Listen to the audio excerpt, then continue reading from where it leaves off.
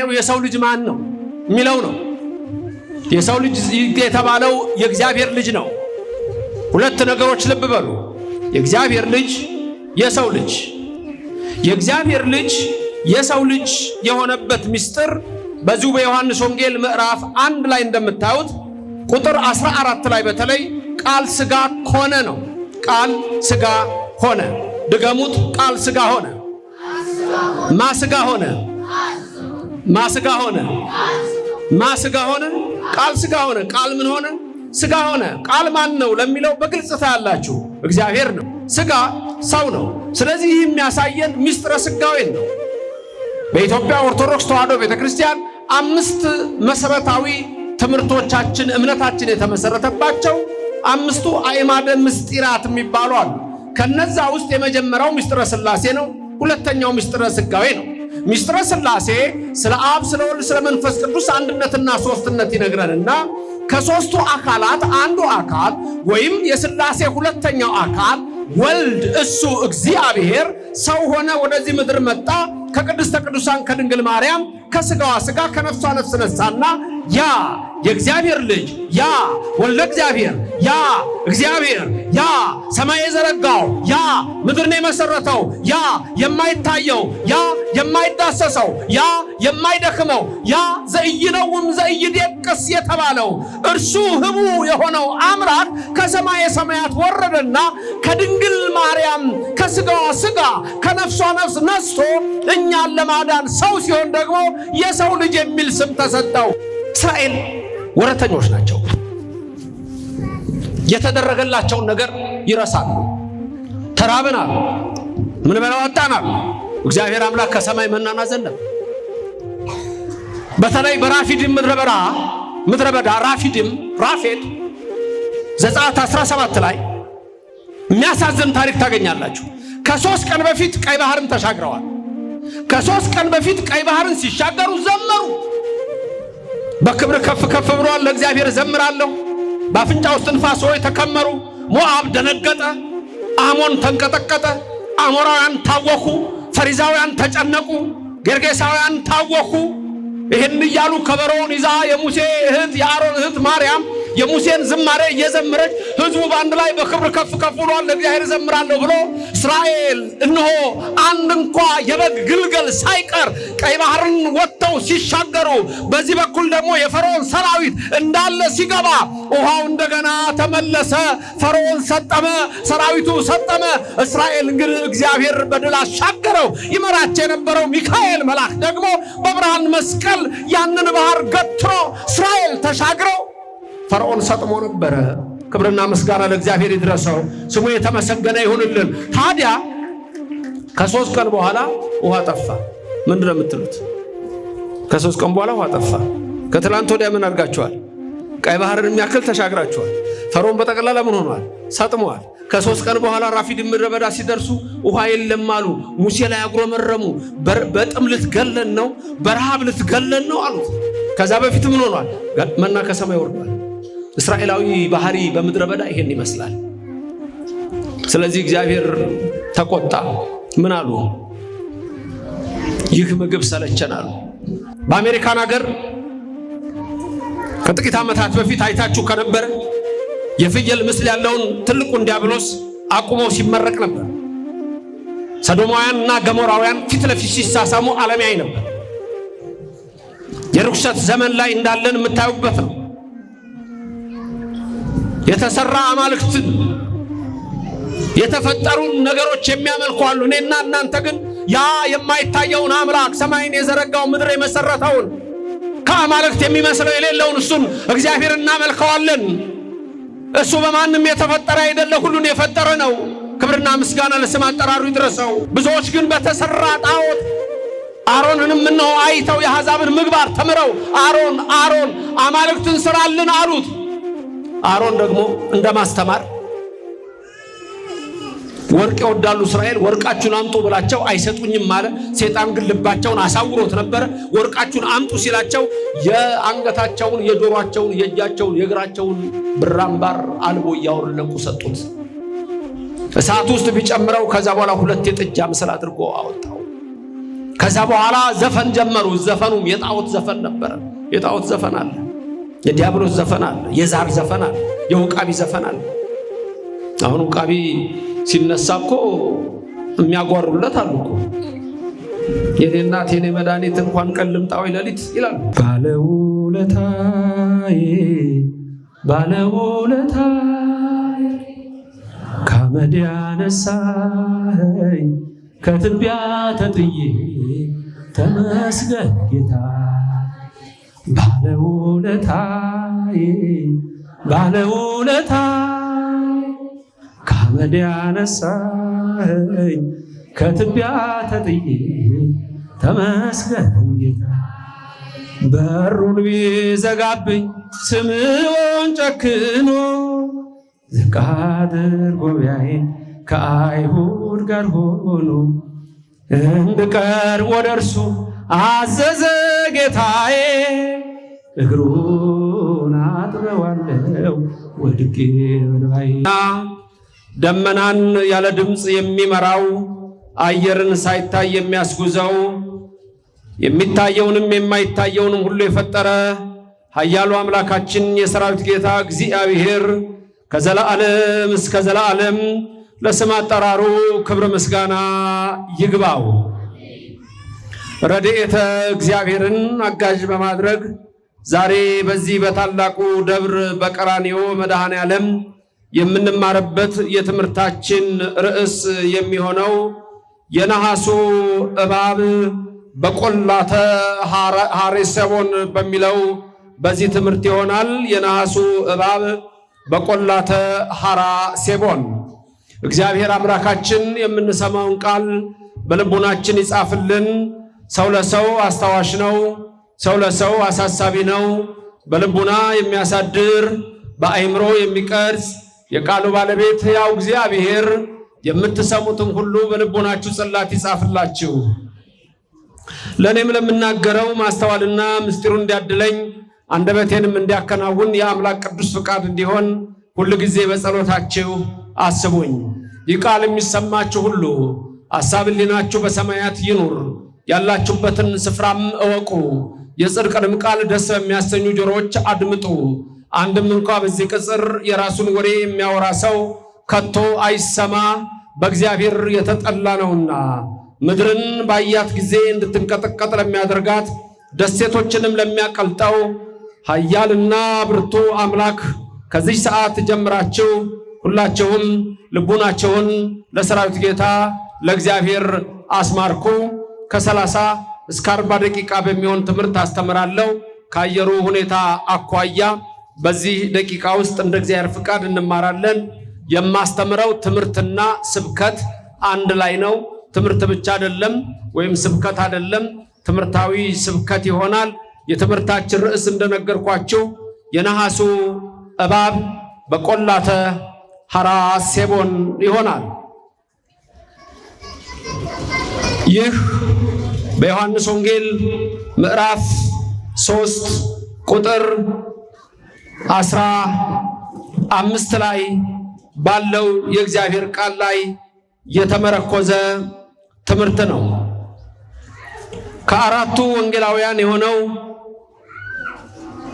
ዮሐንስ ወንጌላዊ የጌታችን የመድኃኒታችን የኢየሱስ ክርስቶስን ወንጌል ሲጽፍ ይልቁንም ደግሞ በምዕራፍ 3 ላይ ከኒቆዲሞስ ጋር ያደረገውን ንግግር ይጽፍልንና ከዛ በመቀጠል ደግሞ የሚጽፍልን ስለ መጥምቁ ዮሐንስ ምስክርነት ይሆናል። የመጥምቁ ዮሐንስ ምስክርነትንም በዛ ውስጥ ያስቀምጥና ይልቁንም ደግሞ ጌታችንና አምላካችን መድኃኒታችን ኢየሱስ ክርስቶስ በቀራንዮ አደባባይ ተሰቅሎ ደሙን አፍሶ ሥጋውን ቆርሶ እንደሚያድን ለኒቆዲሞስ ራሱ ጌታችን ኢየሱስ ክርስቶስ የነገረውን ቃል እንዲህ ብሎ ጽፎታል። የተናገረው ራሱ ባለቤቱ ኢየሱስ ክርስቶስ ነው። የዮሐንስ ወንጌል ምዕራፍ 3 ከቁጥር 14 እና 15 ላይ ያለውን ቃል ብቻ እንማማራለን። አምላካችን መንፈስ ቅዱስ በእኔም በእናንተ ላይ አድሮ ይኑር። ቃሉ እንዲህ ይላል። ሙሴም በምድረ በዳ እባብን እንደሰቀለ እንዲሁ በእርሱ የሚያምን ሁሉ የዘላለም ሕይወት እንዲኖረው እንጂ እንዳይጠፋ የሰው ልጅ ይሰቀል ዘንድ ይገባዋል የሚል ቃል ነው። ቃሉ አንድ ቁጥር ስለሆነ ሁላችሁም ደግማችሁ እንድትናገሩት እፈልጋለሁ። ተናገሩ። ሙሴ በምድረ በዳ እባብን እንደሰቀለ እንዲሁ በእርሱ የሚያምን የዘላለም ሕይወት እንዲኖረው እንዳይጠፋ የሰው ልጅ ይሰቀል ዘንድ ይገባዋል። በመጀመሪያ ከዚህ ቃል የምናየው የሰው ልጅ ማን ነው የሚለው ነው። የሰው ልጅ የተባለው የእግዚአብሔር ልጅ ነው። ሁለት ነገሮች ልብ በሉ። የእግዚአብሔር ልጅ፣ የሰው ልጅ። የእግዚአብሔር ልጅ የሰው ልጅ የሆነበት ምስጢር በዚሁ በዮሐንስ ወንጌል ምዕራፍ 1 ላይ እንደምታዩት ቁጥር 14 ላይ በተለይ ቃል ሥጋ ሆነ ነው። ቃል ሥጋ ሆነ። ድገሙት። ቃል ሥጋ ሆነ። ማሥጋ ሆነ። ማሥጋ ሆነ። ማሥጋ ሆነ። ቃል ሥጋ ሆነ። ቃል ምን ሆነ? ሥጋ ሆነ። ቃል ማን ነው ለሚለው በግልጽ ታያላችሁ። እግዚአብሔር ነው። ሥጋ ሰው ነው።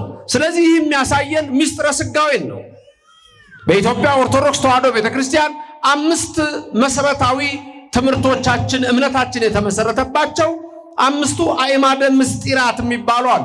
ከነዛ ውስጥ የመጀመሪያው ምስጢረ ሥላሴ ነው። ሁለተኛው ምስጢረ ሥጋዌ ነው።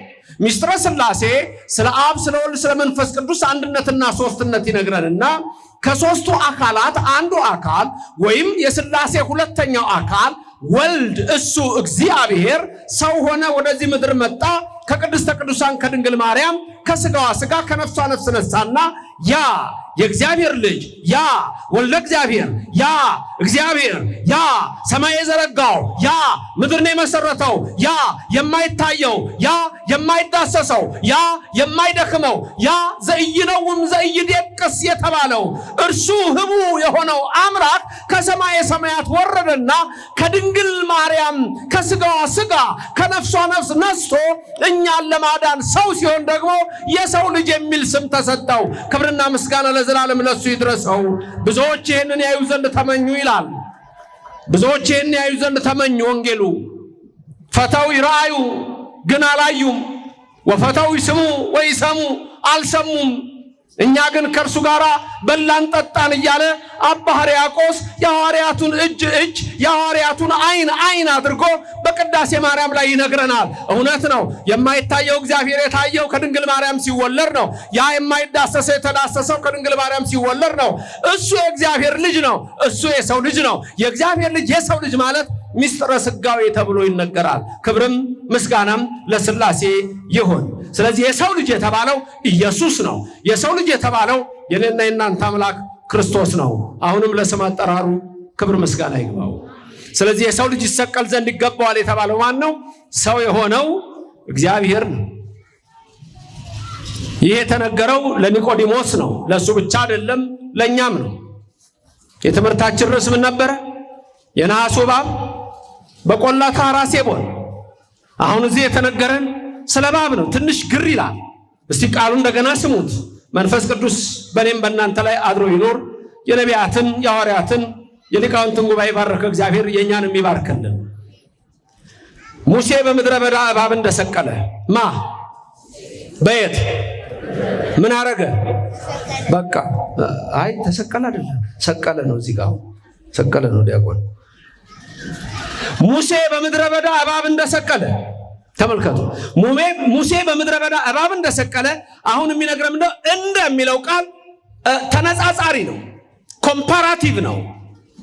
ሙሴ በምድረ በዳ እባብን እንደሰቀለ በምድረ በዳ እባብ እንደሰቀለ ሙሴ በየት? በምድረ በዳ። በምድረ በዳ ሙሴ ምን አደረገ? እባብን ሰቀለ። ስለዚህ ኢየሱስ እንደዚሁ ይሰቀላል ነው። አሁን ይሄን ቃል የት ነው ስትሉ ምድረ በዳው ሆር ነው ወይም ሐራሴቦን ተብሎ ይታወቃል። ታሪኩ የሚገኘው በኦሪት ዘኍልቍ ምዕራፍ 21 ላይ ነው። ጸሐፊው ሙሴ ነው። ታሪኩ እስራኤል በምድረ በዳ ነው። ይልቁንም ደግሞ አሁን በሆር ምድረ በዳ በዛ በምድረ በዳ እያሉ እስራኤል አመረሩ። እስራኤላውያን ምን አሉ? እግዚአብሔር አምላክ ከሰማይ መና እያወረደ ከጭንጫ አለት ውሃ እያፈለቀ ሲያጠጣቸው ሲመግባቸው እስራኤላውያን ይሄንን የእግዚአብሔር መና ተጸየፍነው አሉ። እጅግ የሚያሳዝን ሙሴ ከግብፅ ባርነት ያወጣህን በዚህ ልትገለን ነው አሉ። እግዚአብሔር እኮ ከሰማይ መና እያወረደ እየመገባቸው አለት እየሰነጠቀ ውሃ እያፈለቀ እያጠጣቸው በእግዚአብሔር ላይ አጉረመረሙ ይላል። በሚበዙት ይላል ጳውሎስ ሲሰብክ እግዚአብሔር በሚበዙት ደስ አላለውም ይላል። በሚበዙት ደስ አላለው። ብዙዎች በቆላተ ዮሳፍጥ በቃዴስ በርኔ በዛ በምድረ በዳ የተስፋይቱን ሀገር ከነዓን ሳይው አርፈዋል። እንደምታውቁት እግዚአብሔር መና ከሰማይ ያወርድላቸው ነበር። በዚህ ባህረ አሴቦን ሳሉ ሙሴን ምን አሉት? ሙሴ ለምንድን ነው ከግብፅ ያወጣህን አሉ። ግብፅ እኮ የመከራ ቦታ ነው። ግብፅ የስቃይ ቦታ ነው። ግብፅ የደም ቦታ ነው። ግብፅ የጣዖት ቦታ ነው። ግብፅ የርኩሰት ቦታ ነው። እስራኤል ግን ከዛ ወጥተው እግዚአብሔር ማርና ወተት ወደምታፈሰው ከነዓን ሲመራቸው በሙሴ ላይ ተነሱ፣ በእግዚአብሔር ላይ ተነሱ። በሙሴ ላይ መነሳት በእግዚአብሔር ላይ መነሳት ነው። ምክንያቱም ሙሴን የሾመው እግዚአብሔር ነው፣ የጠራው እሱ ነው። እኔ ያለሁና የምኖር ነኝ ለዘላለም ብሎ በኮሬብ በሲና ተራራ ላይ በግ ከሚጠብቅበት ከኢትዮጵያ ምድር ጠርቶ በሲና ላይ ሐመልማል ከነበልባል ነበልባል ከሐመልማል ተዋሂዶ እኔ እግዚአብሔር ነኝ፣ ሂድ ሙሴ ፈርዖንን እንዲህ በለው ሕዝቤን ልቀቅ ከጣዖት አምልኮ ይወጣ ዘንድ እግዚአብሔር ሙሴን ልኮላቸው ነበር። የ40 ቀን መንገድ 40 ዓመት ሆነ። የሚገርመው ግን አላስተዋሉም እንጂ የእስራኤል የእግሩ ጫማ አላለቀም ይላል። እግዚአብሔር በ7 ደመና ነበር የሚመራቸው፣ በ7 ደመና ይመራቸው ነበር። እግዚአብሔር እናንተንም ከክፉ ነገር እየሰወረ በመልካም ጎዳና ይመራችሁ። እስራኤል ግን ይሄን አላስተዋሉም። የ7 ደመና በበረሃ ውስጥ ከታች እግራቸው እንዳይቃጠል አሸዋውን የሚያቀዘቅዝ ደመና፣ ከላይ ሐሩር እንዳያቃጥላቸው የሚጋርድ ደመና፣ በቀኝና በግራ ከፊትና ከኋላ ስንት ደመና ሆነ? ቁጥር ላይ እንዴት ናችሁ? ከእግራቸው በታች አሸዋው እንዳያቃጥላቸው የሚያቀዘቅዝ ደመና አለ። ስንት? አንድ። እዚህ ላይ ፀሐይ እንዳያቃጥላቸው ሐሩር እንዳይለበልባቸው የሚጋርድ አለ። ስንት? ሁለት። በስተቀኝ አንድ ደመና አለ። ስንት? ሶስት። በስተግራ አንድ ደመና አለ። ስንት ሆነ? አራት። አሁን ስታዩት 4 ደመና፣ ከፊት አንድ ከኋላ አንድ ሲጨመር ስንት ይሆናል? 6 ደመና። አንዱስ 7 ነው ብያችሁ ነበር። 7ኛው የ3 ቀን መንገድ እየሄደ እየጠረገ እስራኤልን የሚመራ ደመና ነበረ። ለዚህ ነው እግዚአብሔር በዚህ አይነት ታላቅ ክብር በታላቅ ክንድ በተዘረጋች ክንድ በአፍንጫው እስትንፋስ ውኆችን ከፍሎ እስራኤልን አሻግሮ ወደ ከነዓን አግብቷቸዋል። ግን የምድረ በዳው ህይወት አስጨናቂ ህይወት ነበረ። እስራኤል ወረተኞች ናቸው። የተደረገላቸውን ነገር ይረሳሉ። ተራብናል፣ ምን በላው አጣናል። እግዚአብሔር አምላክ ከሰማይ መናን አዘነበ። በተለይ በራፊድም ምድረ በዳ ራፌድ ዘጸአት 17 ላይ የሚያሳዝን ታሪክ ታገኛላችሁ። ከ3 ቀን በፊት ቀይ ባህርን ተሻግረዋል። ከ3 ቀን በፊት ቀይ ባህርን ሲሻገሩ ዘመሩ። በክብር ከፍ ከፍ ብሏል፣ ለእግዚአብሔር ዘምራለሁ። በአፍንጫው እስትንፋስ ሆይ ተከመሩ። ሞዓብ ደነገጠ፣ አሞን ተንቀጠቀጠ፣ አሞራውያን ታወኩ፣ ፈሪዛውያን ተጨነቁ፣ ጌርጌሳውያን ታወኩ። ይህን እያሉ ከበሮውን ይዛ የሙሴ እህት የአሮን እህት ማርያም የሙሴን ዝማሬ እየዘመረች ህዝቡ በአንድ ላይ በክብር ከፍ ከፍ ብሏል፣ ለእግዚአብሔር ዘምራለሁ ብሎ እስራኤል እነሆ አንድ እንኳ የበግ ግልገል ሳይቀር ቀይ ባህርን ወጥተው ሲሻገሩ፣ በዚህ በኩል ደግሞ የፈርዖን ሰራዊት እንዳለ ሲገባ ውሃው እንደገና ተመለሰ። ፈርዖን ሰጠመ፣ ሰራዊቱ ሰጠመ። እስራኤል ግን እግዚአብሔር በድል አሻገረው። ይመራቸው የነበረው ሚካኤል መልአክ ደግሞ በብርሃን መስቀል ያንን ባህር ገትሮ እስራኤል ተሻግረው ፈርዖን ሰጥሞ ነበረ። ክብርና ምስጋና ለእግዚአብሔር ይድረሰው፣ ስሙ የተመሰገነ ይሁንልን። ታዲያ ከ3 ቀን በኋላ ውሃ ጠፋ። ምንድነው የምትሉት? ከ3 ቀን በኋላ ውሃ ጠፋ። ከትላንት ወዲያ ምን አድርጋችኋል? ቀይ ባህርን የሚያክል ተሻግራችኋል። ፈርዖን በጠቅላላ ምን ሆኗል? ሰጥመዋል። ከ3 ቀን በኋላ ራፊድም ምድረ በዳ ሲደርሱ ውሃ የለም አሉ። ሙሴ ላይ አጉረመረሙ። በጥም ልትገለን ነው፣ በረሃብ ልትገለን ነው አሉት። ከዛ በፊት ምን ሆኗል? መና ከሰማይ ወርዷል። እስራኤላዊ ባህሪ በምድረ በዳ ይሄን ይመስላል። ስለዚህ እግዚአብሔር ተቆጣ። ምን አሉ? ይህ ምግብ ሰለቸን አሉ። የሚገርማችሁ ሙሴ 40 ቀንና 40 ሌሊት ተራራው ላይ ሆኖ ኦሪት ዘጸአት ስትመለከቱ ምዕራፍ 32 ላይ ሙሴ 2ቱን ጽላት ተቀብሎ ሲመጣ እስራኤል ከታች ሆኖ ምን አሉ? እግዚአብሔርንም አናውቀውም ሙሴንም አናውቀውም አሉ። ማን ነው ሙሴ? አናውቀውም አሉ። እግዚአብሔርንም አናውቀውም አሉ። ይህ ትምህርት የኦርቶዶክስ እምነትን ከሌላ እምነት ይለይላቸዋል። በዚህ ቃል ብቻ ሙሴንም አናውቅም እግዚአብሔርንም አናውቅም። ቅዱሳንን የማያውቁ ኢየሱስ ክርስቶስም አምላክ መሆኑን የማያውቁ በርካቶች አሉ። ኢያሱ ከእግረ ደብር ነበረ። ጽላቱን ይዞ ሙሴ ሲወርድ እስራኤል አሮንን ቄሱን ጣዖትን ያሰሩት። ቄሱን አሮን ግበር ለነ አማልክተ ሊያውሩ በቅድሜነ አሮን በፊታችን የሚሄዱ ጣዖት ስራልን፣ አማልክት ስራልን። እኛ እግዚአብሔርን አናውቅም ሙሴንም አናውቅም። ምን ስራልን? አማልክት ስራልን። አምላክ ስራልን። አምላክ የሚሰራ ነው። አዎ ሰርተው የሚያመልኩ አሉ። እንጨት ቆርጠው ቀርጸው ድንጋይ አረዝበው ብር ወርቅ አቅልጠው አምላካችን ብለው የሚያመልኩ ብዙዎች አሉ። በአሜሪካን ሀገር ከጥቂት ዓመታት በፊት አይታችሁ ከነበረ የፍየል ምስል ያለውን ትልቁን ዲያብሎስ አቁመው ሲመረቅ ነበር። ሰዶማውያንና ገሞራውያን ፊት ለፊት ሲሳሳሙ ዓለም ያይ ነበር። የርኩሰት ዘመን ላይ እንዳለን የምታዩበት ነው። የተሰራ አማልክትን የተፈጠሩ ነገሮች የሚያመልኩ አሉ። እኔና እናንተ ግን ያ የማይታየውን አምላክ ሰማይን የዘረጋው ምድር የመሰረተውን ከአማልክት የሚመስለው የሌለውን እሱን እግዚአብሔር እናመልከዋለን። እሱ በማንም የተፈጠረ አይደለ፣ ሁሉን የፈጠረ ነው። ክብርና ምስጋና ለስም አጠራሩ ይድረሰው። ብዙዎች ግን በተሰራ ጣዖት አሮንንም ነው አይተው የአሕዛብን ምግባር ተምረው አሮን አማልክትን ስራልን አሉት። አሮን ደግሞ እንደማስተማር ወርቅ ይወዳሉ እስራኤል፣ ወርቃችሁን አምጡ ብላቸው አይሰጡኝም አለ። ሰይጣን ግን ልባቸውን አሳውሮት ነበር። ወርቃችሁን አምጡ ሲላቸው የአንገታቸውን፣ የጆሮአቸውን፣ የእጃቸውን፣ የእግራቸውን ብር አምባር አልቦ እያወለቁ ሰጡት። እሳት ውስጥ ቢጨምረው ከዛ በኋላ 2 የጥጃ ምስል አድርጎ አወጣው። ከዛ በኋላ ዘፈን ጀመሩ። ዘፈኑም የጣዖት ዘፈን ነበር። የጣዖት ዘፈን አለ፣ የዲያብሎስ ዘፈን አለ፣ የዛር ዘፈን አለ፣ የውቃቢ ዘፈን አለ። አሁን ውቃቢ ሲነሳ እኮ የሚያጓሩለት አሉ እኮ። የኔ እናት የኔ መድኃኒት እንኳን ቀን ልምጣ ወይ ሌሊት ይላሉ። እመቤታችን አይደለም። በእኛ አካባቢ በተለይ ፈረቀሳ በሚባል በኮሽም ሜዳ ጥቅምት 19 ቀን የማይሰበሰብ የለም። አሁን እግዚአብሔር ይመስገን ብዙዎች ከዚህ ርኩሰት አምልጠው እግዚአብሔርን በማምለክ ጸንተው ይኖራሉ። ሙሴ አዘነ። አሮንን ምንድን ነው ያሉት? 1 አማልክት ስራልን፣ አማልክት 2 በፊታችን የሚሄዱ 3 ሙሴን አናቀውም፣ 4 እግዚአብሔርን ማናቀው። በማላያ አመጹ፣ በሙሴና በእግዚአብሔር ላይ አመጹ። ያው ትውልድ እንዲህ ነው። በቅዱሳን ላይ የሚያምጽ ትውልድ ነው። በእግዚአብሔር ላይ የሚያምጽ ትውልድ ነው። የትምህርታችን ርዕስ ምን ነበር? የነሐሱ እባብ በቆላተ ሐራሴቦን። አሁን የምናወራው በሆር ምድረ በዳ በሐራሴቦን። በዛ ምንድነው የሆነው? እስራኤል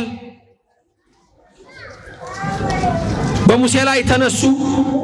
ቃሉም እንዲህ ይላል፣ ከሆርም ተራራ ከኤዶምያስ ምድር ርቀው ሲዞሩ በኤርትራ ባህር መንገድ ተጓዙ።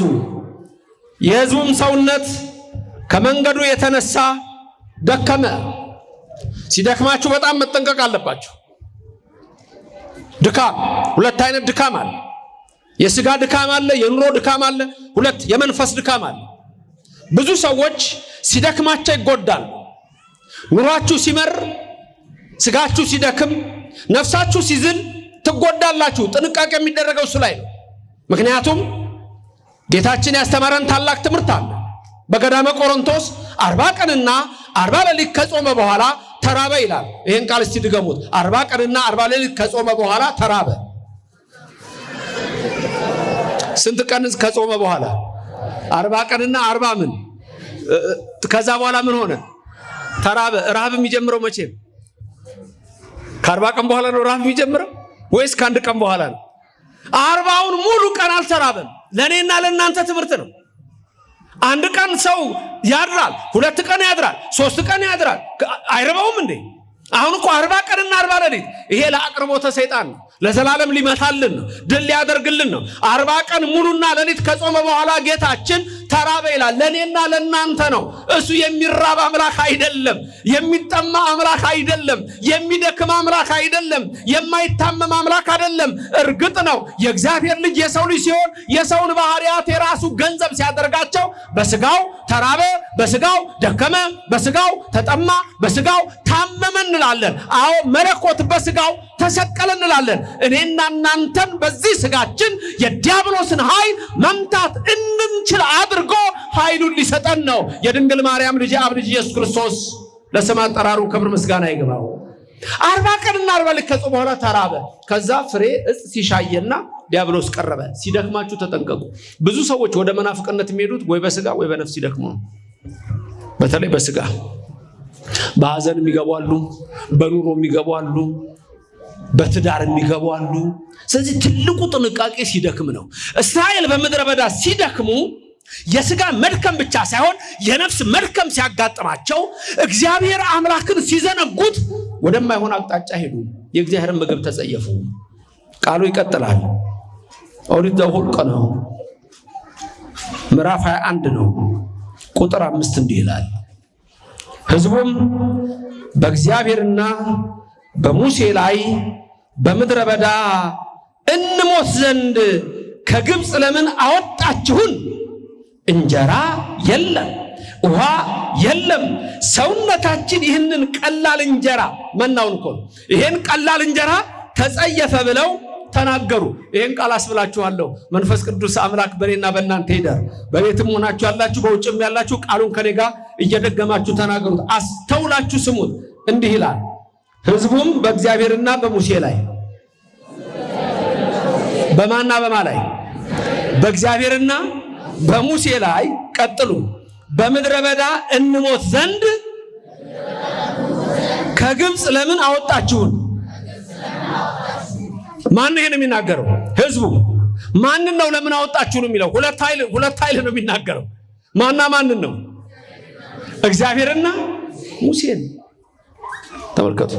በኦርቶዶክስ ተዋህዶ እምነታችን እኛ እግዚአብሔርን እናመልከዋለን፣ ቅዱሳኑንም እናከብራለን። እነዚህ ሰዎች ትልቅ ችግር ውስጥ ወድቀዋል። ባጭሩ እነዚህ ሰዎች እንደ መናፍቅ እናያቸው። ሶስት ነገሮችን ልብ በሉ። እንደ መናፍቅ እናያቸው። 3 ነገሮች ልንገራችሁ። አንደኛ እግዚአብሔር፣ ሁለተኛ ሙሴ፣ ሶስተኛ መና። አንደኛ፣ ሁለተኛ፣ ሶስተኛ መና። መናው ሚስጥሩ ምንድን ነው? ስጋና ደሙ ነው። ሶስቱን ይሁንና ኦርቶዶክስን እኒና አሁን ሌላ ኬዝ እንስራ። አሁን ኬዝ ስተዲ የሚባል ኬዝ እንስራ። ኬዙ አንድ ኦርቶዶክሳዊና አንድ መናፍቅና ቁም። ሶስቱን እንጠይቃቸው፣ ሁለቱን እንጠይቃቸው። ሶስቱን ጥያቄዎቻችን ስንት ናቸው? አንደኛው ማን ነው? ሁለተኛ፣ ሶስተኛ መና ወይም ወደ ሚስጥሩን አምጥተን ምን ነበረ? በዮሐንስ ወንጌል ምዕራፍ 6 እንደተነገረ መናው እኔ ነኝ አለ ክርስቶስ፣ ከሰማይ የወረድኩት አይደል እንዴ? ሁሌ ቅዳሴ ሲገባ አንቲ ውእቱ መሶበ ወርቅ። አስታወሳችሁት? ታውቁታላችሁ? በሉት እስቲ። አንቲ ውእቱ መሶበ ወርቅ ንጹሕ። ሊቀ ሥልጣን ቅዳሴውን ሲያሳምሩት አዲስ አበባዎች በደንብ ነው የሚችሉት። አባታችሁማ ይመሰክሩላችኋል። መሀል ላይ ቆማችሁ እንደ ጥንት ባቡር ዲያቆን አለ እንዴ እቺን የሚልልን? አንድ ትንሽ ዲያቆን የለም እንዴ? እቺን አንዱ ዲያቆን ትንሽ እኮ ዲያቆን ይላል የለም? የታል አንድ ዲያቆን እቺን የሚል አንቲውቱን የሚያቀለም እንዴ? ትንሽ ዲያቆናት እንዴ ሲገባ ቅዳሴ ወሱ ነው ሁሉ ጊዜ የሚባል መሶበ ወርቅ ህብስት ዘወረደም ሰማያት ህብስት ዘወረደም ሰማያት ወሃቤ ሕይወት ለኩሉ ዓለም ወሃቤ ሕይወት ለኩሉ ዓለም አስታውሳችሁታል አይደል? አዎ። ስለዚህ መናው ህቡ መናው ኢየሱስ ነው። ተመልከቱ፣ ኢየሱስ ነው። በሚስጥሩ በምድረ በዳ እስራኤል አናቀውም ያሉት እግዚአብሔርን ሙሴንና ከሰማይ የወረደውን የሚያድነንን ኢየሱስ ነው። ስጋውና ደሙን ነው። ኬዝ ስተዲ ላይ እንለካ ልናጠናን ሁለት ሰው አቆመናል እዚህ ጋር። አንዱ ምን ነበረ? እምነቱ። አንዱ ምንድነው? መናፍቁ ይቀድማል። ምን ሆናችኋል እናንተ ደግሞ እንዴ? እድሜስ የለም እንዴ? እንደው አጠራር ላይ የመጀመሪያው ማን ነው? ኦርቶዶክስ ክርስቲያን ነው። ሁለተኛው መናፍቅ። ሶስቱን ጥያቄ እንጠይቅ። አንደኛ ጥያቄው ምን ነበረ? እግዚአብሔር። ሁለት ሙሴ። ሶስት ስጋው ደሙ። የመጀመሪያው ላይ እግዚአብሔርን ታውቃላችሁ ወይ? ኦርቶዶክሱም ይመልሳል፣ መናፍቁም ይመልሳል። የሁለቱም መልስ ምንድነው? አዎ። እንዴ ሁለቱም አንዴ መካነ ኢየሱስ ሄደ እግዚአብሔርን ታውቃለህ ብሎ አላውቅም ይላል እንዴ? አይልም። ወደ ውስጥ ሲገባ ነው ነገር የሚመጣው። ጉድና ጅራት ከወደ ኋላ ነው እንዲሉ። እግዚአብሔርን ታውቃላችሁ? መልሳቸው ምንድነው? ታመልኩታላችሁ? መልሳቸው ምንድነው? አዎ ነው አይደለም? ሁለተኛ ጥያቄ ቀጥላ ማን ነበር ሁለተኛው? ሙሴ። ሙሴን በአማላጅነቱ ትቀበሉታላችሁ? ኦርቶዶክሱ ምን ይላል? ክርስቲያኑ አዎ። ያኛውስ? አይልም። ምድረ በዳዊ ሕይወት ነው። በቆላ ተሐራ ሴቦን የተቀሰፈ ነው። በእባቡ ዲያብሎስ የተነደፈ ነው። መልስ የለውም። ሶስተኛው ምን ነበረ? መና። ህቡ መናው ማን ነበረ? ኢየሱስ ክርስቶስ። ስጋው ደሙ። ስጋው ደሙ አማናዊ ነው። ምክንያቱም ማቴዎስ ወንጌል ምዕራፍ 26 ቁጥር 26 ከኔ ቀጥላችሁ ተናገሩ። ይህ ስጋዬ ነው፣ ይህ ደሜ ነው። ህብስቱን አንስቶ ባረከ፣ ስጋዬ ነው አለ። ጽዋውን አንስቶ ቀደሰ፣ ይህ ደሜ ነው አላቸው። እኛ ኦርቶዶክሳውያን ዛሬ በቅዳሴ ሰዓት የምንቀበለው ስጋው የክርስቶስ ነው፣ ደሙም የክርስቶስ ነው ብለን አማናዊ ነው። ኦርቶዶክስ ክርስቲያን መናው ኢየሱስ ክርስቶስ፣ ስጋውን የሰጠን እሱ። ስጋውና ደሙ አማናዊ ነው አይደለም? ለኦርቶዶክሱ መልሱ ምንድነው? ነው። ያኛውስ ምንድነው የሚለው? መታሰቢያ ነው፣ የጌታ እራት ነው፣ ቅብር ጥሴ፣ እንደዚህ ነው የሚያወራል። አለቀ። ስለዚህ ልዩነት ይሄ ነው። ኦርቶዶክስ ከሌላው የሚለየው በምን መሰላችሁ? ባጭሩ በኦርቶዶክስ ቤተክርስቲያን ሙሉ በሙሉ ብሉይና ሐዲስ ይፈጸማል። ክብርና ምስጋና ይግባው። በዚች እምነት ውስጥ በዚች ቤተክርስቲያን ውስጥ ያደረገን እግዚአብሔር የተመሰገነ ይሁን። መልካም። አሁን አንድ ኦርቶዶክሳዊ ክርስቲያን ሙሴ ላይ ታጉረመርማለህ ሆይ ቢባል፣ ነቢያት ላይ ታጉረመርማለህ ሆይ ቢባል፣ ሐዋርያት ላይ ታጉረመርማለህ ቢባል ያጉረመርማል? ያጉረመርም። ሌሎቹስ? ይሄው ምድረ በዳዊ ሕይወት ምን አለ? ሕዝቡም በእግዚአብሔርና በሙሴ ላይ አመፁ። በእግዚአብሔርና በሙሴ ላይ አመፁ። ከግብፅ ለምን አወጣችሁን አሉ። ለምን አወጣችሁን? ማና ማን ነው የሚከሱት? እግዚአብሔርና ሙሴን። ለምን አወጣችሁን? ተመልከቱ። ከዛ በኋላ እግዚአብሔር ተቆጣ። እንደውም ስለ ሙሴ ሲናገር ምንድነው ያለው? ዘኍልቍ 12 ላይ ትዝ ይላችኋል። ሙሴና ማርያም፣ አሮንና ማርያም በሙሴ ላይ ስለ ኢትዮጵያዊቱ የሙሴ ሚስት ሲከራከሩ፣ የሙሴ ሚስት ኢትዮጵያዊት ናት፣ ሲፓራ ናት። ሲፓራና ሙሴ ተጋብተዋል። ልጆቻቸው ርስት ሲከፈል ገለዓድ የሚባለው ቦታ የሰፈሩት እነሱ ናቸው። የነ ኤልያስ ዘር ከኢትዮጵያና ከእስራኤል ነው። በቴስቢ ዘገለዓድ ያሉት የሙሴ በአይሁድ፣ የኢትዮጵያ ከሲፓራ የነሱ ዘር ነው እንዳለ በገለዓድ የነበረው። የነ ኤልያስ ሁሉ አመጣጥ ከዛ። ታዲያ አሮንና ማርያም በወንድማቸው ሙሴ ላይ አጉረምርመው ነበረ። ከዛ በኋላ ምንድነው ያላቸው? አሮን ልክ አይደለህም፣ ማርያም ልክ አይደለሽም። ማርያም በለምጽ ትመቻለሽ፣ አሮን በለምጽ ትመታለህ። የማርያም ለምጽ በፊት ለፊቷ ወጣ፣ የአሮን ለምጽ ግን ውስጡን መታው። ምክንያቱም ካህን ስለሆነ ለምጽ ያለበት ሁለተኛ ስለማይገባ ውስጡን ነው ያቃጠለው። ይቅር በለን ሙሴ ብለው እግዚአብሔር ይቅር በለን ብለው እግዚአብሔር ይቅር ብሏቸዋል። እኔና እናንተንም ይቅር ይበለን። ሙሴ እኮ እኔ ፊት ለፊት ነው የማወራው አለ እግዚአብሔር። ሙሴ ፊት ለፊት ነው የማወራው አለ። ተመልከቱ። ሌላውን እኮ በመልእክት ላነጋግረው እችላለሁ። እውነት እኮ ነው። ሙሴን እኮ ፊት ለፊት ነው የሚያናግረው። በተለይ በመጀመሪያ ከጠራው በኋላ በኮሬብ ከዛ በኋላ ወደ ሲና ተራራ ሲያወጣው 6 ቀን እነሆ ምንድን ያደረገው እግዚአብሔር የ6ቱን ቀናት መጀመሪያ 1 መጋረጃ ያልፋል፣ 2 መጋረጃ ያልፋል፣ 3 መጋረጃ ያልፋል። 6 መጋረጃዎች የእሳት መጋረጃዎች አሳለፈና ሙሴን አቆመው እግዚአብሔር። ከዛ 7ኛው ላይ አቁሞ በ6 ቀን የፈጠራቸው ፍጥረታት በ6ቱ መጋረጃዎች እያሳለፈ በልቡ ሳለበት። ከዛ በኋላ ደግሞ 34ቱን ቀን ወነበቦ እንዲህ እያለ የነገረውን በልቦናው ሳለበት ይላል። ክብርና ምስጋና ለእግዚአብሔር ይድረሰው። 6 ቀን የ6ቱ ፍጥረታት 34 ቀን ወነበቦ ሲደመር ስንት ቀን ይመጣል? 6 እና 34 ስንት ነው? ሙሴ ተራራው ላይ ስንት ቀን የቆየው ሳይበላ ሳይጠጣ? 40። እንደሱ ነው ነገሩ። ፊት ለፊት ነው ማናገረው ነው እግዚአብሔር። እስራኤል በምድረ በዳ በሆር ምድረ በዳ ከኤዶምያስ ተነስተው በኤርትራ ባሕር ሲጓዙ ይልቁንም ሐራሴቦን ተብሎ በሚጠራው ስፍራ እግዚአብሔርን አሙት፣ ሙሴንም አሙት። እግዚአብሔርን አናቅም፣ ሙሴንም አናቅም። ይሄም መና ተጸይፈናል። እግዚአብሔር ይቆጣል አይቆጣም? ቅዱሳኑን ሲነኩበት እግዚአብሔር ምንድን ነው ያለው? ቃሉን ታስታውሳላችሁ? እናንተን የሚነካ የዓይኔን ብሌን አይደንቅም? ቅዱሳንን የሚነካ ለእግዚአብሔር የዓይኔን ብሌን የሚነካ ነው። አየንተ እግዚአብሔር ካህናት የምንለው እኮ የእግዚአብሔር ዓይኖች የምንለው ለዛ ነው። ካህናት የእግዚአብሔር ዓይኖች ይባላሉ። አየንተ እግዚአብሔር ካህናት ስንል ብዙ ጊዜ እኔ ትምህርቴ መጀመሪያ ላይ ሁሉ እለዋለሁ እናንተን የሚነካ ዓይኔን ብሌን የሚነካ ነው። ስለዚህ መናፍቅ የሆነ ሰው ከሆነ የእግዚአብሔርን ዓይን የሚነካ ማለት ነው፣ የሚወጋ ናምሩድ በኦሪት ዘፍጥረት ምዕራፍ 11 ላይ እግዚአብሔር ልውጋ ብሎ የተነሳ እኮ ነው። እግዚአብሔር ቋንቋቸውን ደበላለቀው ይላል። ዛሬ መናፍቃን ብትዋቸው 1000 ቦታ 30,000 ቦታ 40,000 ቦታ የተከፋፈሉ ቋንቋቸው የተደበላለቀ አንድ የሌላቸው። እኛ ኦርቶዶክሳውያን ግን በቀራንዮ መድኃኔዓለም የተቀደሰው ቅዳሴ ዛሬ አንድ ነው። በቦሌ መድኃኔዓለም የተቀደሰው ቅዳሴ አንድ ነው። ዛሬ በወለጋ መድኃኔዓለም የተቀደሰው ቅዳሴ አንድ ነው። በሐረር የተቀደሰው አንድ ነው። በነቀምት የተቀደሰው፣ በመቀሌ የተቀደሰው፣ በጎንደር የተቀደሰው፣ በባሌ የተቀደሰው የተሰበከው ምስባክ እግዚአብሔር እሰ ንጉሡ ውእቱ ቅድመ ዓለም አንድ ናት። ተዋሕዶ አንድ ናት። ቤተክርስቲያን አሐቲ ቤተክርስቲያን።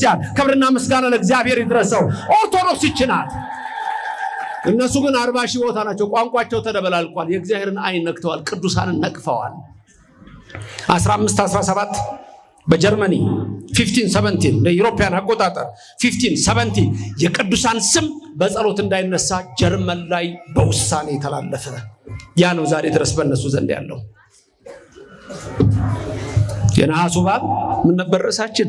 የነሐሱ እባብ በቆላተ ሐራሴቦን። አሁን እግዚአብሔር ተቆጣ። ሙሴንም አናቀህም አሉት፣ እግዚአብሔርንም አናቀህም አሉት። አሁን እግዚአብሔር ምን አደረገ? ነዘር እባብ አስነሳባቸው ይላል። የሚነድፍ እባብ፣ መርዘኛ እባብ አስነሳባቸው። ከዛ በኋላ ተነደፉ። ሁሉም በዛ መርዝ ተበረዙ። በርካቶች ሞቱ። 21,000 ሰው ሞተ። 21,000 ሰው በነዘሩ እባብ። ሌሎችም ተሰቃዩ። ከዛ ምን አሉ? ንስሐ ገቡ። ደግሞ ወዲያው ንስሐ ይገባሉ። እግዚአብሔር ደግ ነው። አቤት ደግ ነው እግዚአብሔር። ደግ ነገር ያድርግልን። መሐሪ ነው እግዚአብሔር። ምሕረቱን ያድርግልን። በመከራ ገርፎን በቃን እባክህ ማረን ስንለው ደግሞ ይምረናል። እኛንም ይማረን፣ ሁላችንንም ይቅር ይበለን፣ ይራራልን። ታዲያ ምን አሉ እነዚህ ሰዎች? መጡና ሙሴን ምን አሉት? እባክህ ሙሴ አሉ። ቁጥር 7 ይሄን ይነግራቸዋል። ቃሉም እንዲህ ይላል፣ እግዚአብሔር መንፈስ ቅዱስ በእኔና በእናንተ ላይ ይደር፣ በሐዋርያት መካከል የነበረች ድንግል ማርያም በእኔና በእናንተ መካከል ትሁንልን። ቁጥር 7 ላይ ምን አሉ? ሕዝቡም ወደ ሙሴ መጥተው በእግዚአብሔርና በአንተ ላይ ተናገርን፣ በድለናል አሉ ይላል። ተመልከቱ፣ ቃሉን ድገሙ ከኔ ቀጥላችሁ። ሕዝቡም ወደ ሙሴ መጥተው በእግዚአብሔርና በአንተ ላይ ስለተናገርን በድለናል። ምን አድርገናል? በማና በማ ላይ ስለተናገረ? በእግዚአብሔርና በሙሴ ላይ። ቅዱሳንን የሚነቅፍ ሰው ፍጻሜው የታወቀ ነው፣ ሲኦል ነው።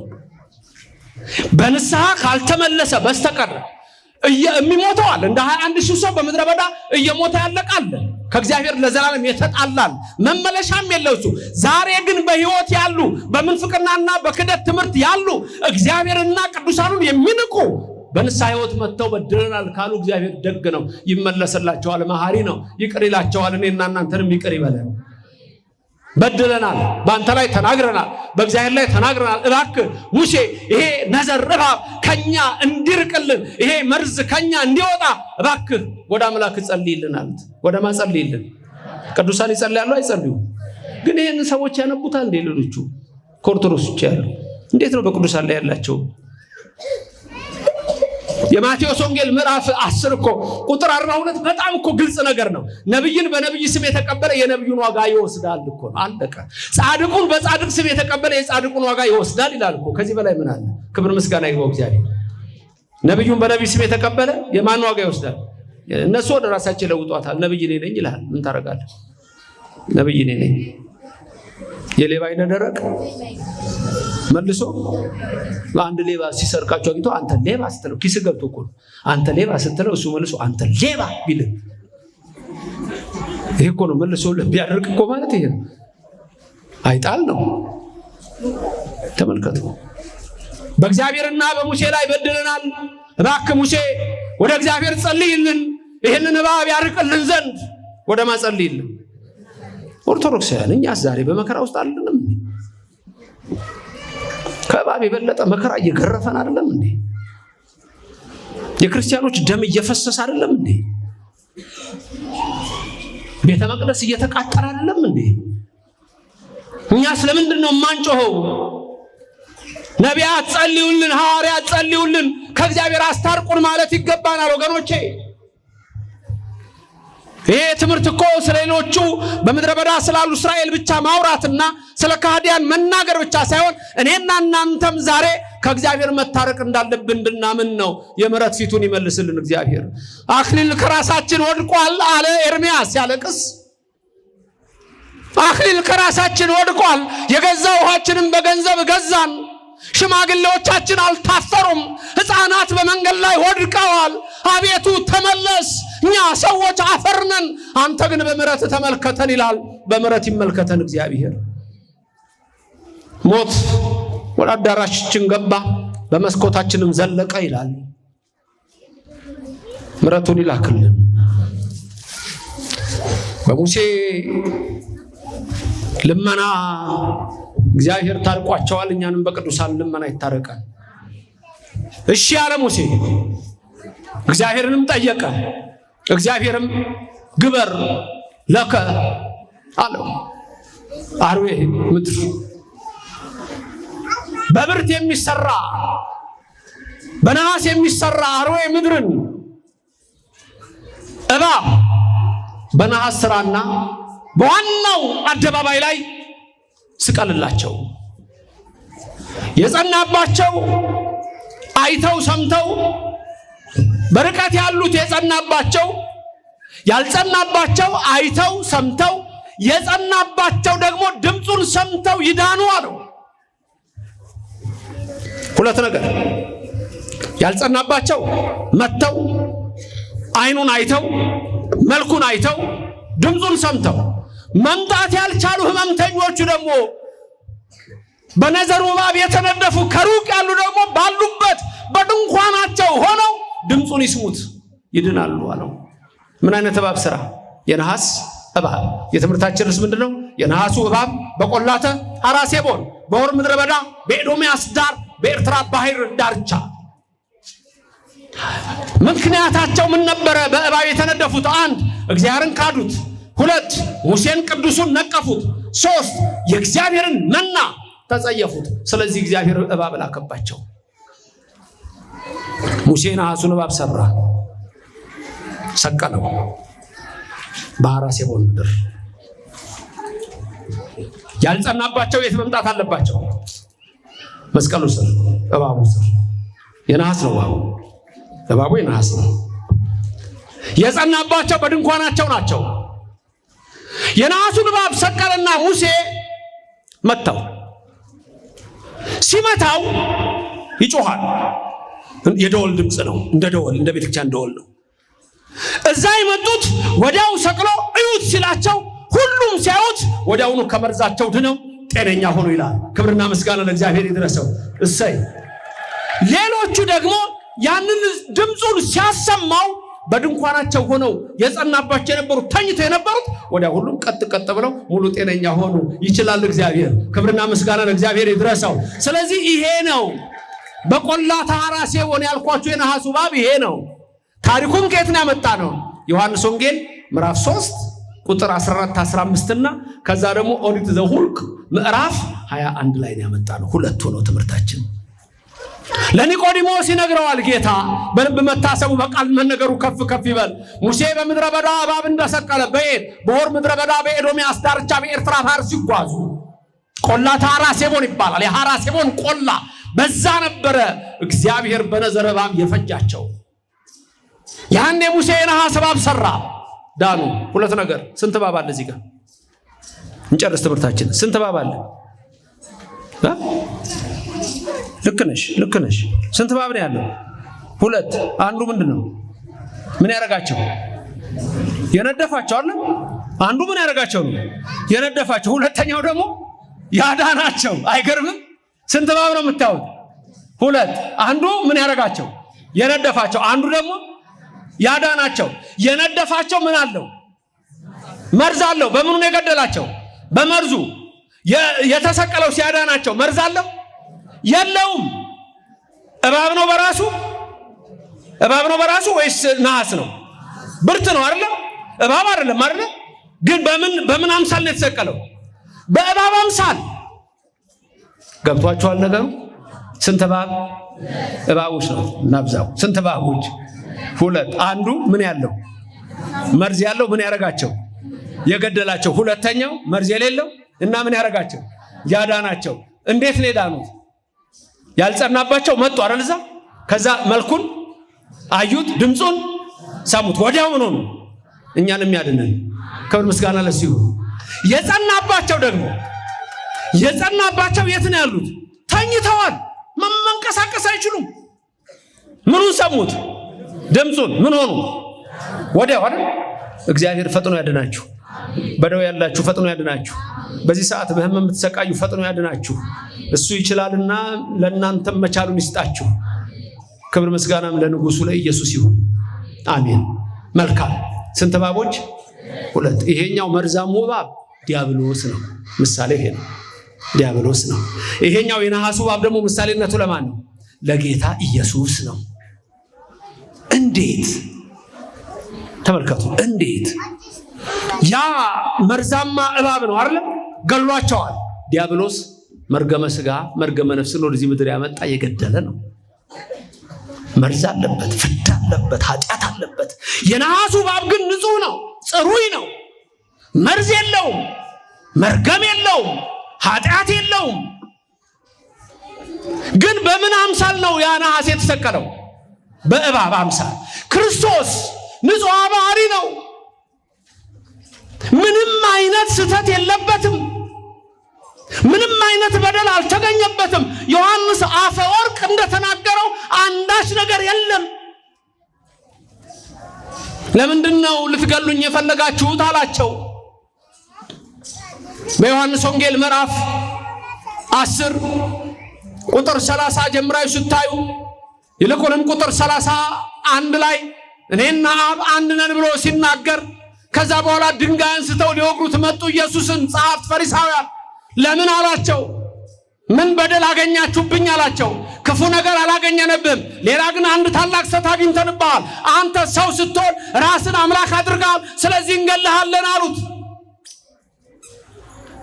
በመዝሙር 21 ላይ ከኃጢአተኞች ጋር ተቆጠረ ይላል። ምኑን በሀበሰብ ወትውት በውስተ ሕዝብ አለው። በሰው የተናቀ ነው አለው።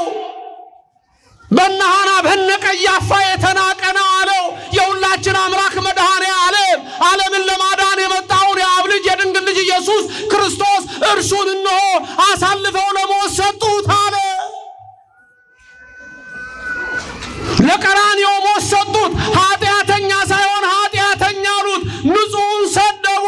ለመላእክት የክብር አክሊል የሚያቀዳጃቸውን ለሰማዕታትም እንዲሁ የሾህ አክሊል ደፉበት።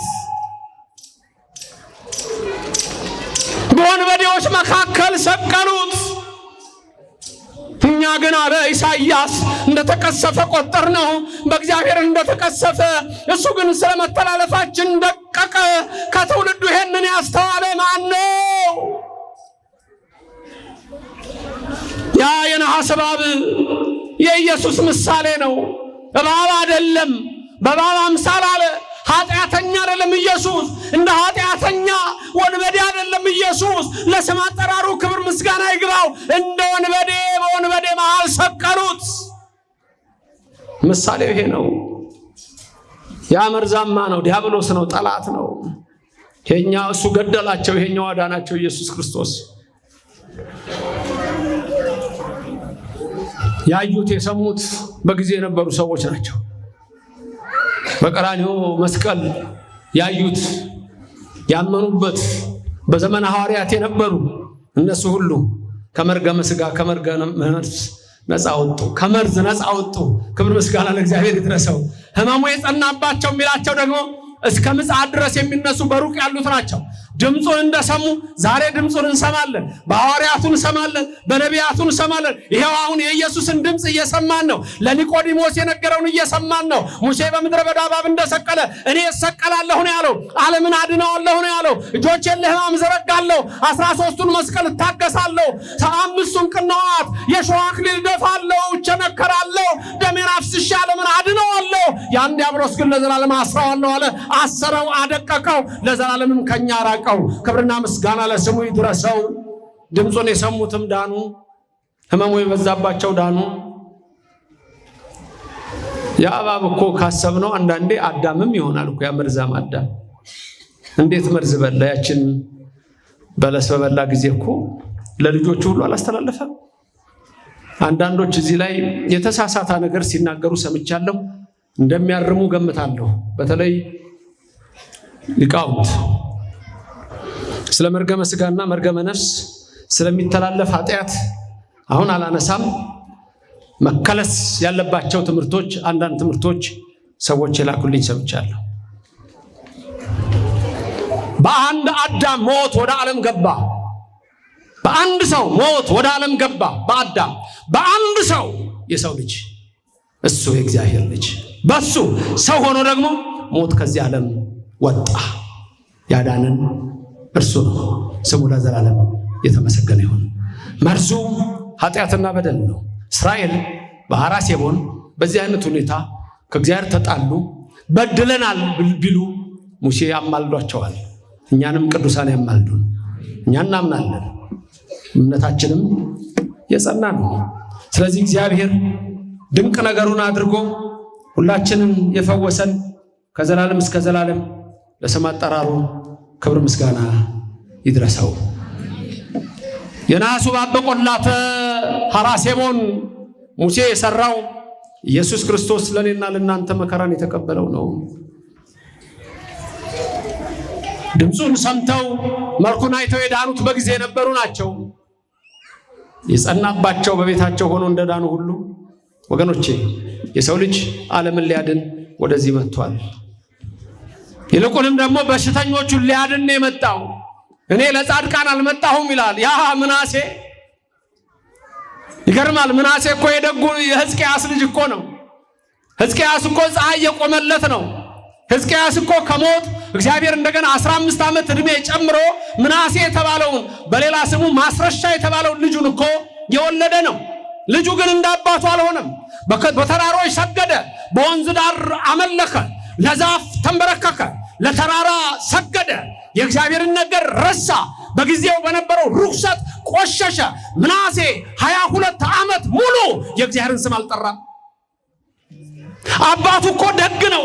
ዛሬም አሉ የአባቶቻቸውን የእናቶቻቸውን ትተው እግዚአብሔርን ትተው የሰማዩን አምላክ ትተው በተራራ የሚንበረከኩ ለኮረብታ የሚሰግዱ ለዛፍ የሚያጥኑ ለወንዝ የሚንበረከኩ አሉ። የአባት የእናታቸውን ትተው እግዚአብሔር ወደ ቀናው መንገድ ይመልስልን። 22 ዓመት ምናሴ በኋላ ምን ሆነ?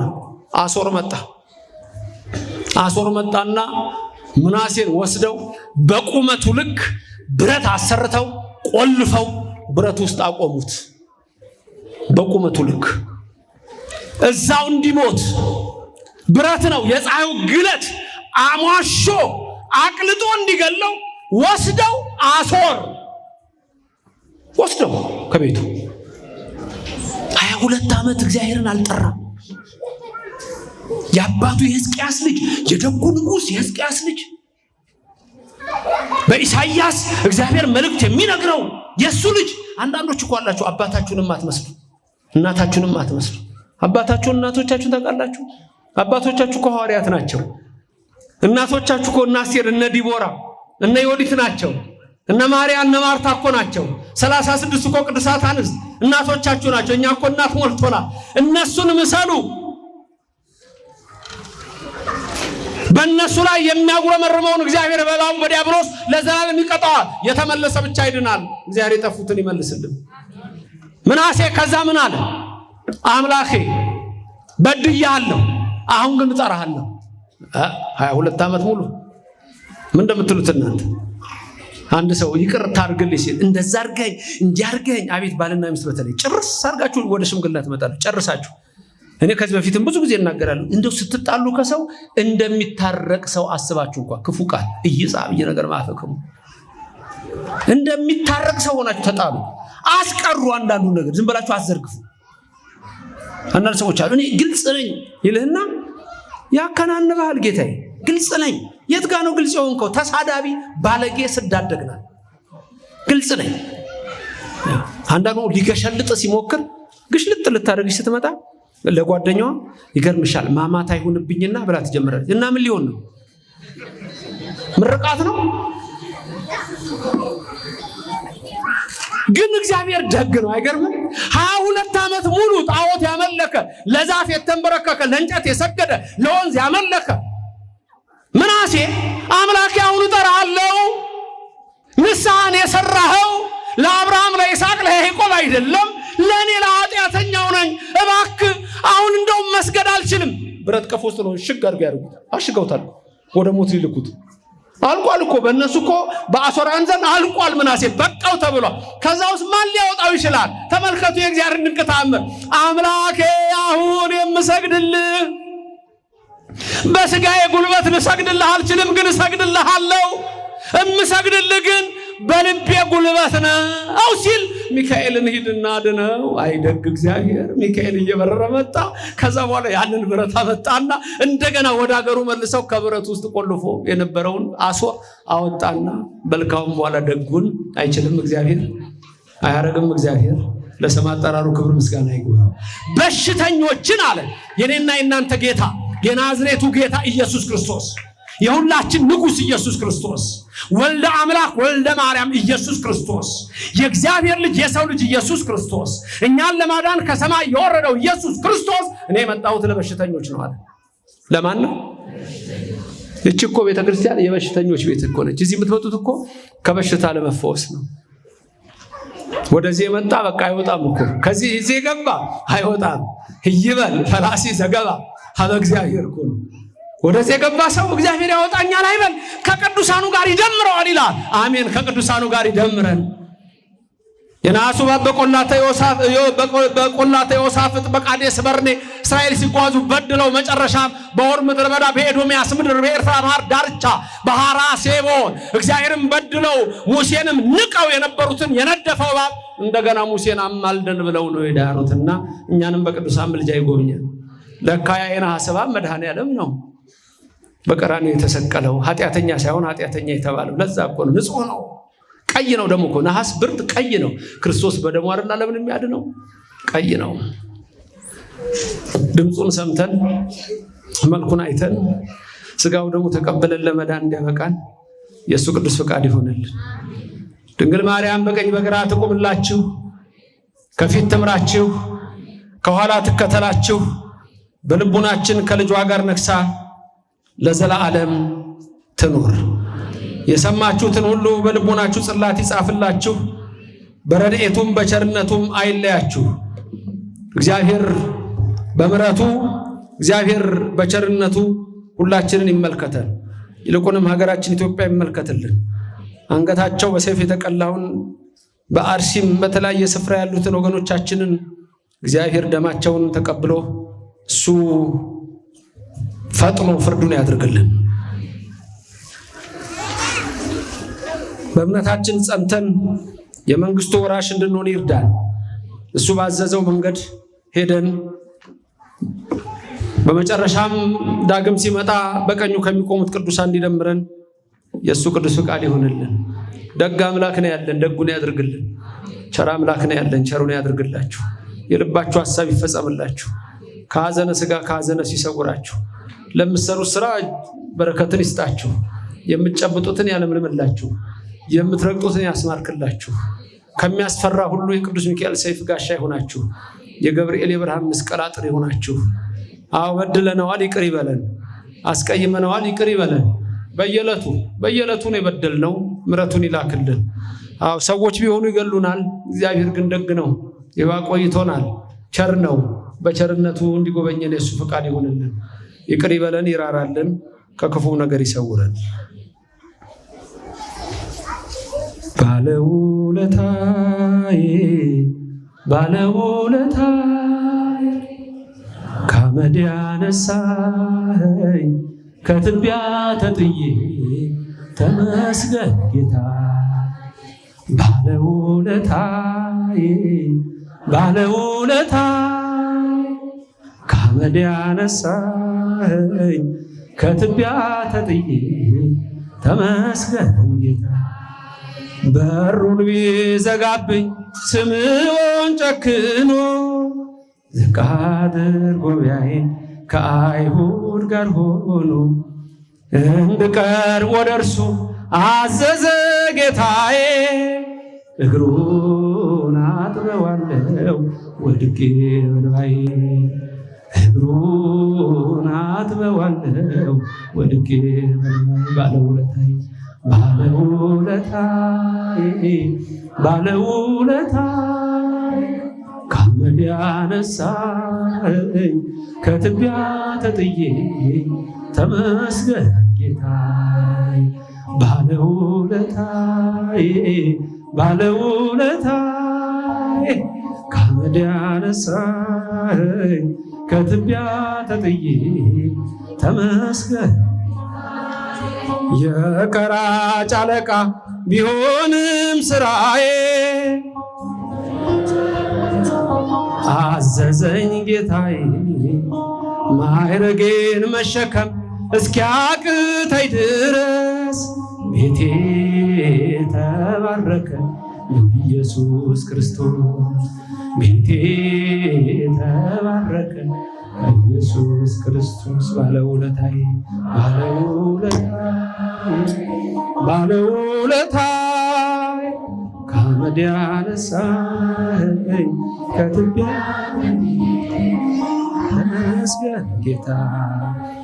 ባለውለታዬ ባለውለታዬ ከአመድ ያነሳኸኝ ከትቢያ ተጥዬ ተመስገን።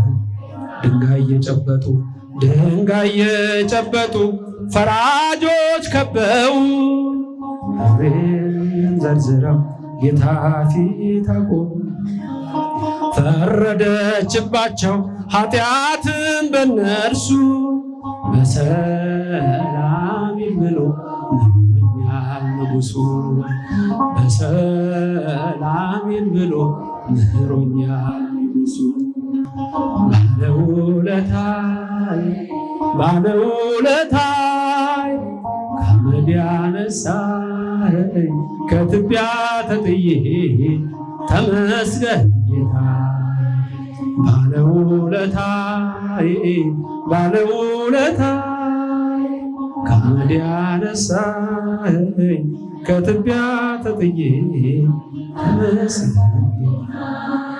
የማምነውን አምላክ አውቀዋለሁ እኔ በሰራልኝ ሥራ በዕድሜ በዘመኔ ፍቅሩን ተሸክሟል የልቤ ትከሻ ልለየው አልችልም እስከ መጨረሻ ልለየው አልችልም እስከ መጨረሻ ባለውለታዬ ባለውለታዬ ከአመድ ያነሳኸኝ ከትቢያ ተጥዬ ተመስገን ጌታዬ ባለውለታዬ ባለውለታዬ ከአመድ ያነሳኸኝ ከትቢያ ተጥዬ ተመስገን ጌታዬ የማምነውን አምላክ